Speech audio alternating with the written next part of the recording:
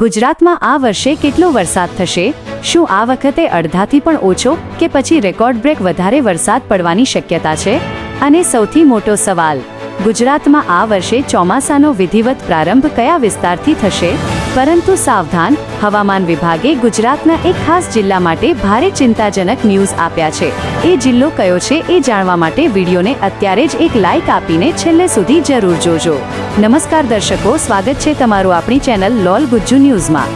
ગુજરાતમાં ઉનાળાના અસહ્ય તાપ વચ્ચે હવે સૌ કોઈ કાગડોળે ચોમાસાની રાહ જોઈ રહ્યા છે. ત્યારે હવામાનના નિષ્ણાત અંબાલાલ પટેલે આગામી ચોમાસાને લઈને એક ખૂબ જ મહત્વની અને મોટી આગાહી કરી છે. સૌથી પહેલા વાત કરીએ કે વરસાદ કયા જિલ્લામાંથી એન્ટ્રી કરશે. અંબાલાલ પટેલના જણાવ્યા અનુસાર દર વર્ષની જેમ આ વર્ષે પણ ચોમાસું દક્ષિણ ગુજરાતના સરહદી જિલ્લાઓ એટલે કે વલસાડ, નવસારી અને ડાંગના રસ્તેથી ગુજરાતમાં પ્રવેશ કરશે.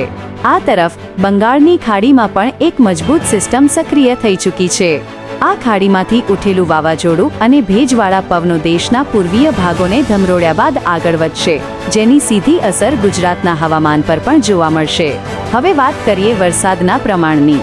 ખેડૂતોના મનમાં સવાલ છે કે શું આ વખતે અડધાથી પણ ઓછો વરસાદ પડશે કે વધારે?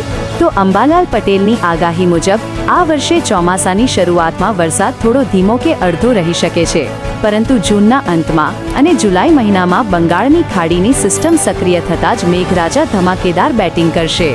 એટલે કે શરૂઆતમાં ભલે ઓછો લાગે, પણ ઓવરઓલ આ વર્ષે સારો અને ક્યાંક ક્યાંક સામાન્ય કરતાં પણ વધારે વરસાદ જોવા મળી શકે છે. હવે વાત કરીએ એ જિલ્લાની જ્યાં શરૂઆતમાં વરસાદ ખૂબ ઓછો પડવાની ચિંતા છે. હવામાન વિભાગના રિપોર્ટ મુજબ ઉત્તર ગુજરાત અને કચ્છના સરહદી વિસ્તારોમાં શરૂઆતમાં વાવણી લાયક વરસાદ માટે થોડી વધુ રાહ જોવી પડી શકે છે. તો ખેડૂત મિત્રો, વાવણીની તૈયારીઓ શરૂ કરી દેજો, કારણ કે ચોમાસું હવે બહુ દૂર નથી.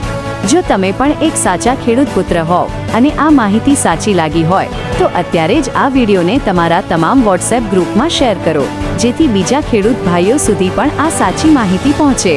હવામાનની આવી જ પડેપડની સચોટ અપડેટ સૌથી પહેલા જોવા માટે આપણી લોલ ગુજ્જુ ન્યૂઝ ચેનલને અત્યારે જ સબસ્ક્રાઇબ કરી લો. ધન્યવાદ અને નમસ્કાર. સાચા અને ઝડપી સમાચાર જોવા માટે LOL ગુજ્જુ ન્યૂઝને સબસ્ક્રાઇબ કરવાનું ભૂલતા નહીં.